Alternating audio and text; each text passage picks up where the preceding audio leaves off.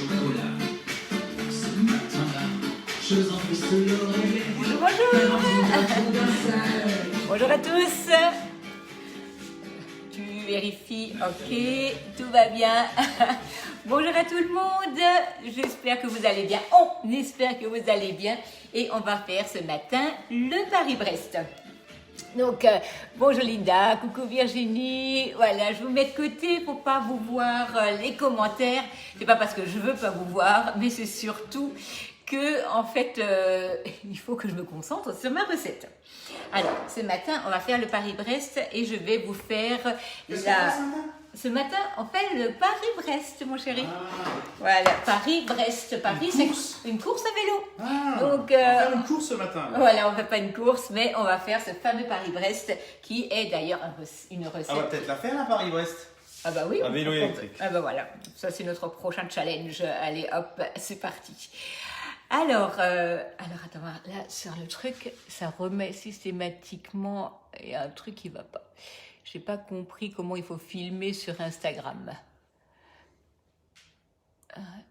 Bon, écoute, je pense que ça ne vaut pas la peine, je n'ai pas compris. Ouais, mais il filme qu'une minute.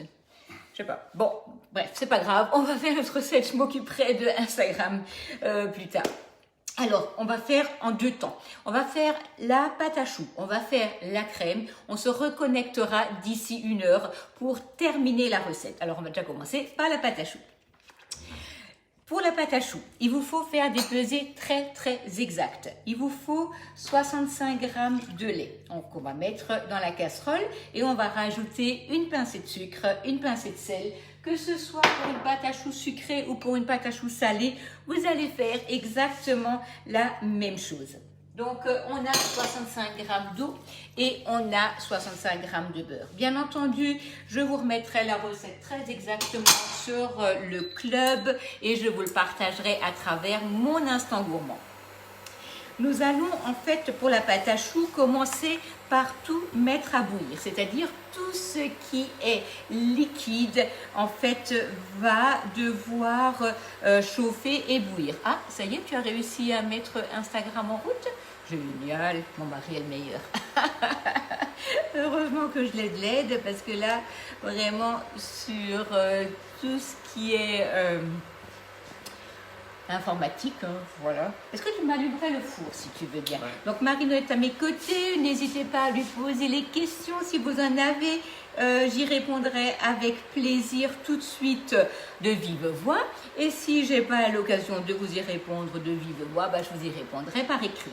Si c'est quelque chose de vraiment important, ou voilà, n'hésitez pas à me le faire plutôt par Messenger pour que je vois votre question ou vos besoins, parce que c'est vrai que parfois dans le fil d'actualité, on se perd un peu dans les messages. Nous avons donc ici notre liquide, c'est-à-dire l'eau, le lait, le beurre, avec une pincée de sucre, une pincée de sel que nous allons apporter à ébullition. Voilà, donc là, ah ben voilà, j'ai l'impression que ça marche Instagram. Voilà, vous avez ici donc la préparation qui se met à bouillir et là, vous allez rajouter la farine. Alors, on va arrêter vite fait la plaque pour que ça n'aille pas trop vite et vous allez donc la faire comme un roux, comme si on fait une béchamel. Donc, on va faire ça là à la casserole. D'ici à peu près 15 jours, je veux vous refaire la pâte à choux, mais je la referai au robot du coup. Parce que pour les gens qui ont le robot, le iCooking, donc c'est quand même important de savoir que c'est absolument pas nécessaire de faire votre pâte à choux à la main, parce qu'elle est tellement facilement faite au robot. Et je vous en ferai la présentation, je pense, dans 15 jours. Hein. Voilà. Donc nous avons ici la pâte à choux que nous allons bien sécher. Marino, tu sais pourquoi il faut sécher la pâte à choux ? Pour qu'elle soit sèche. Ça, c'est une bonne réflexion. En fait, pour qu'elle assèche la pâte et pour qu'on n'ait pas un excédent d'humidité après à la cuisson. Hein. Donc là, on va bien sécher la pâte à choux.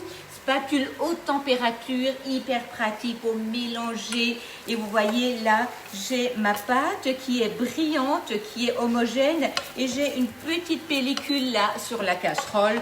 Donc là, c'est bon, on arrête. Et on change de support. je vais prendre donc ici un cul de poule et je vais mettre ma pâte dans mon cul de poule. Ne la laissez pas dans la casserole parce que vous allez cuire la préparation et ça, ce serait vraiment dommage. Donc là, je vais tout de suite mettre de l'eau dans ma casserole parce que je vais en avoir besoin pour faire après ma crème. Et qu'est-ce qu'on fait aujourd'hui? Un Paris-Brest. Un Paris-Brest. Paris-Brest qui a été spécialement fait pour la course cycliste qui allait de Paris à Brest. Est-ce que tu me mettrais le four à 180 en chaleur combinée si tu veux bien? Tu sais, la chaleur du bas et la tournante en même temps. Alors, nous avons ici 3 œufs. Alors, dans une pâte à choux classique, si vous regardez la recette, vous allez voir, il y aura marqué, vous allez incorporer un œuf après l'autre. Et c'est souvent marqué de 2 à 3 œufs, de 3 à 4 œufs. Mais sauf qu'on ne sait pas forcément qu'est-ce que ça veut dire de 3 à 4 œufs. Allez hop, ça suffit pas. On rajoute le dernier œuf et parfois c'est de trop. Parce que les œufs ne sont pas forcément égales. Vous avez des œufs de la ferme, vous avez des œufs du magasin où c'est des gros œufs, des moyens, des petits. Et un œuf n'est pas forcément pareil. Donc soit on pèse les œufs et on fait exactement le poids en liquide, soit on prend tout simplement ici notre pâte, on bat les œufs et on va incorporer au fur et à mesure l'œuf dans la pâte. Voyez là, j'ai allez, je vais y arriver. J'ai ma farine avec mon lait, mon beurre, mon eau et qui a donc formé une belle boule et on va incorporer ici les œufs. Vous voyez que là, ma préparation est beaucoup trop épaisse. Du coup, je continue et j'aime bien faire la comparaison avec la béchamel parce qu'en fait la béchamel, on sait que quand on est sur le feu, on rajoute le lait ou le bouillon au fur et à mesure et tu sais quand ça commence à s'épaissir, on rajoute jusqu'à ce qu'on obtienne en fait la bonne consistance. Donc là, vous avez donc toujours une consistance beaucoup trop épaisse et on continue à rajouter de l'œuf. C'est comme si on cassait un œuf après l'autre. Donc là, on rajoute, on mélange, on regarde la consistance. Tu as déjà fait de la pâte à choux, Marino? Non. Je pense. Tu penses pas. Tu penses pas, mais avec la pâte à choux, en fait, vous voyez là, c'est presque bon. On continue avec la pâte à choux, on fait des profiteroles, on fait du Paris-Brest, on fait du Saint-Honoré, on fait des choux à la crème, on fait des pièces montées et ainsi de suite. Et la pâte à choux, alors vraiment, là, Marino vous dira pas le contraire. Vous n'avez rien à la maison, vous pourrez toujours faire de la pâte à choux. Il vous faut des œufs, il vous faut de l'eau et peut-être du lait, du beurre, de la farine et vous ferez de la pâte à choux. On fait des gougères, on fait des chouquettes. C'est vraiment quelque chose qui est extraordinaire. Vous voyez, là, on est presque bon. Il faut que la pâte, elle tombe du fouet en ruban. Donc, qu'elle ne soit pas trop épaisse et qu'elle ne soit pas liquide. J'ai l'impression que ça marche. Génial. Tu as fait ça comment? Je sais pas. C'est le meilleur. J'espère qu'on va recommencer à retrouver comment il faut faire. Voilà, donc là, il va me rester une goutte d'œuf que je vais garder pour dorer ma pâte à choux et rajouter mes amandes effilées. Donc, voilà, là, vous voyez, elle tombe du fouet, elle n'est ni liquide ni épaisse. Donc là, on a un beau ruban. On va ici, donc, s'arrêter et on va prendre... Est-ce que tu passerais le moule, si tu veux bien? La spatule. Donc, vous avez le choix. Soit vous prenez une toile de cuisson et vous avez le compas dans l'œil et vous faites des beaux ronds. Mais si vous avez ce moule, le grand rond où vous faites des super burgers ou des tartelettes à blanc en sablé, vous allez pouvoir faire de beaux Paris-Brest parce qu'on va dresser la pâte à choux sur le tour, on va mettre des amandes effilées, on va mettre ça au four. Ça va nous donner quelque chose de très joli. Pensez toujours à poser votre moule sur la plaque perforée pour avoir de la tenue. Puis, vous prenez votre support de poche à douille. Donc, tous les ustensiles que j'utilise là, vous allez les trouver dans le catalogue Guy de Marle. Donc, soit vous avez sur la boutique en ligne et soit vous allez me faire un petit message pour savoir comment les commander et je vous renseignerai avec plaisir. poche en nylon, ça ne transpire pas, ça ne traverse pas. Vous avez deux sortes de douilles. Une sorte avec un petit pas de vis que nous allons glisser dans la poche. Nous allons prendre le bout avec la vis et le glisser dessus. Ou alors, vous avez des douilles qu'on ne glisse que dans la poche et qui n'ont pas de pas de vis. Les deux sortes de douilles sont exactement de la même Pourquoi tu fais un qualité. Merci Marino, tu es très très bon parce que c'est vrai que je le fais de manière vraiment très instinctive. On va fermer la poche pour que la préparation ne coule pas à travers la poche quand on la remplit. L'avantage du support de poche à douille, c'est que en fait vous allez avoir les deux mains disponibles quand vous prenez votre cul de poule et que vous allez remplir votre poche à douille. La poche ne va pas être éternelle, mais vous l'avez pour très longtemps. Moi qui travaille pratiquement tous les jours avec, je la change à peu près une fois par an et encore. Donc vous voyez, c'est pas quelque chose, faut pas vous dire oh là là, je vais acheter une poche, je vais la changer dans 2 mois, pas du tout. Mais sachez que ça va s'user et c'est pour ça aussi que la poche et les douilles sont vendues séparément. Mais avoir une poche qui se lave, ça évite de jeter les poches jetables, donc comme son nom le dit. Vous posez votre poche bien à plat sur la table. Vous allez prendre la tête et vous allez la sortir.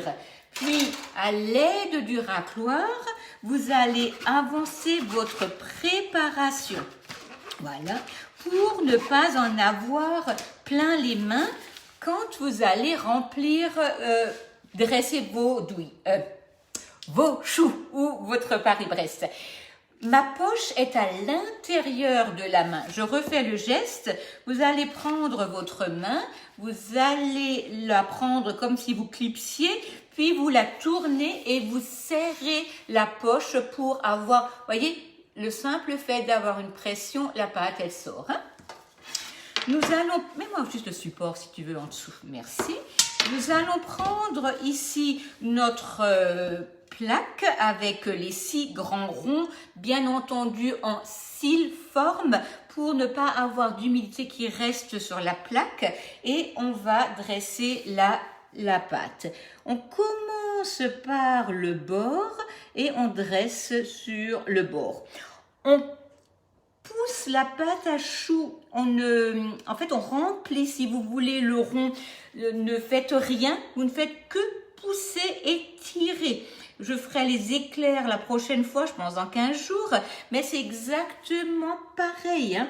Vous ne faites rien, n'essayez pas, vous faites juste pousser pour remplir. Pour ceux qui font des macarons, c'est pareil. On remplit le macaron. Hein. On ne fait pas des allers-retours ou bien des zigzags.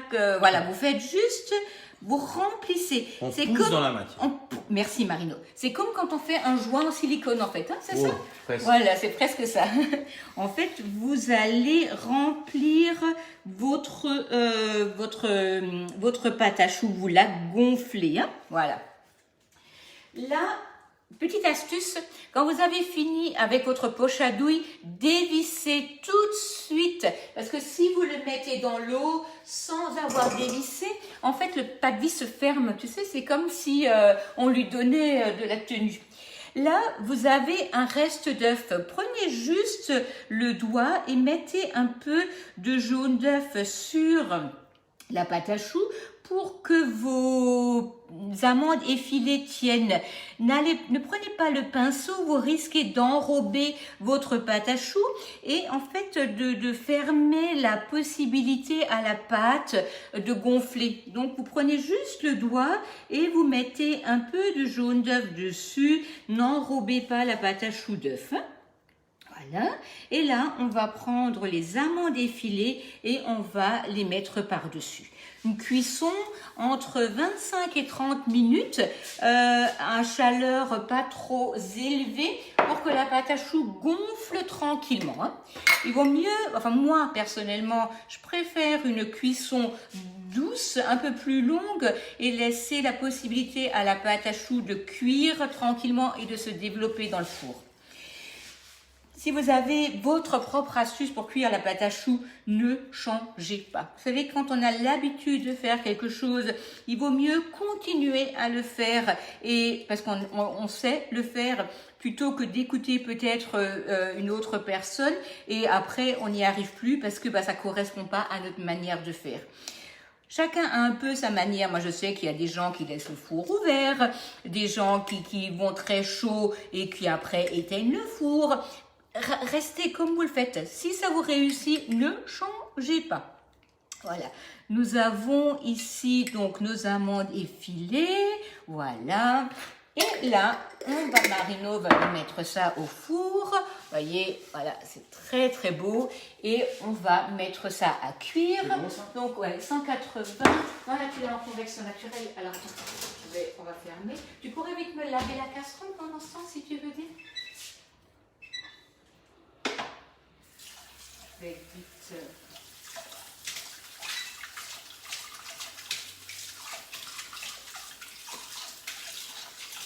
Voilà. Alors on va rester là déjà à 180. On regardera le four tout à l'heure. Selon le cas, je baisse et je laisse cuire encore un peu. Si vous n'êtes pas certain de la cuisson de votre pâte à choux, eh ben, éteignez le four et laissez encore 5 minutes sécher tout simplement au four. Voilà, madame. Merci beaucoup. Il me faudrait aussi le fouet et la spatule, si tu veux bien, qui sont là. Le fouet et la... ah oui, j'en ai un. Donc, juste la spatule.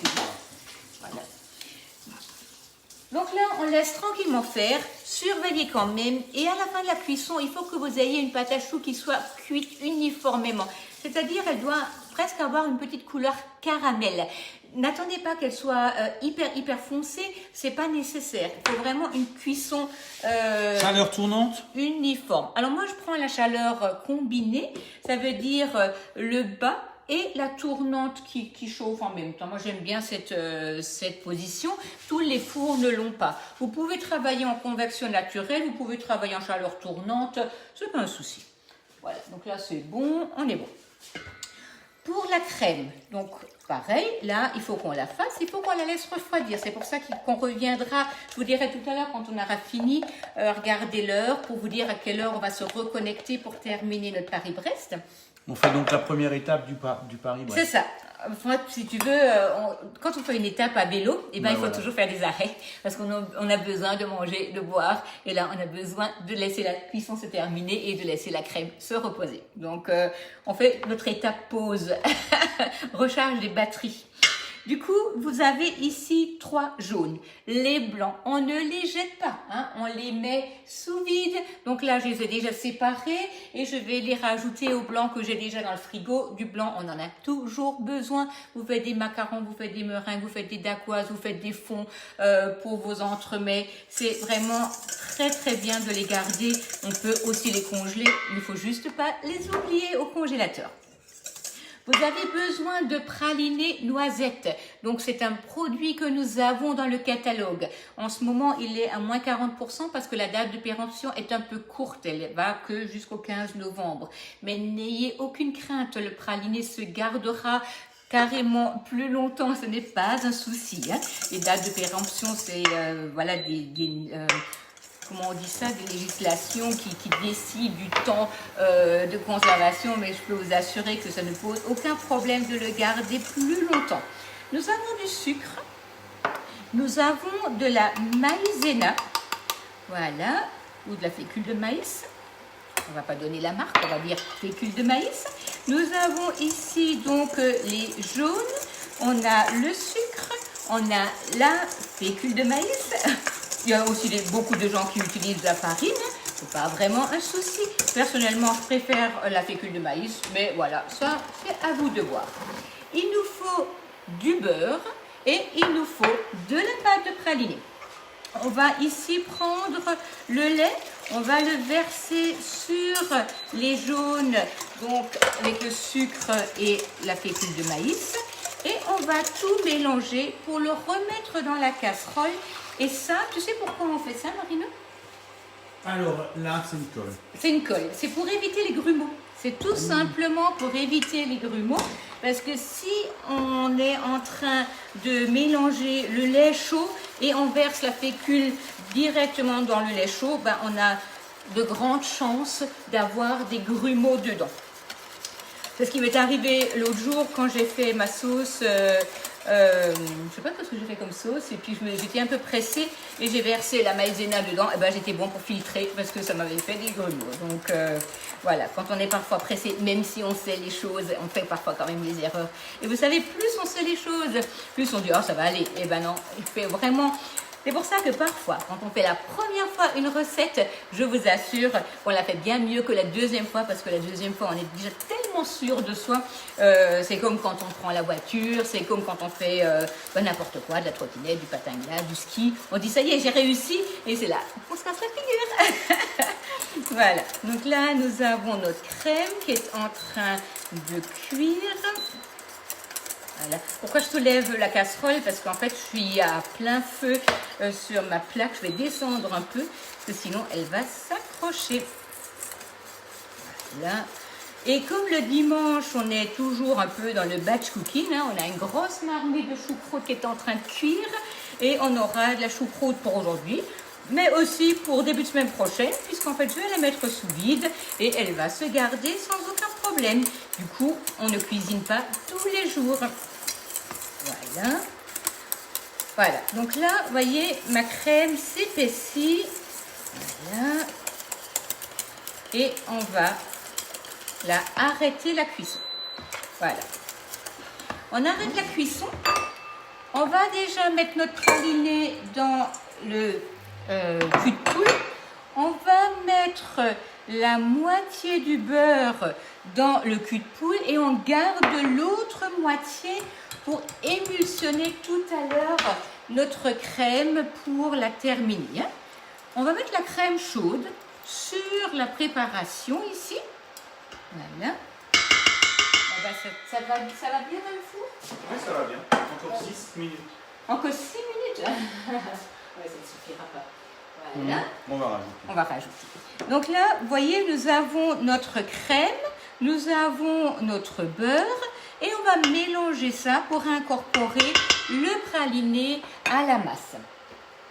Une fois que ça, ce sera fini, on va laisser refroidir tout ça, mais pas non plus, enfin il faut juste que ce soit froid et il faudra que le beurre soit pommade, c'est-à-dire vraiment comme une crème que vous mettez dans le visage, pas fondue.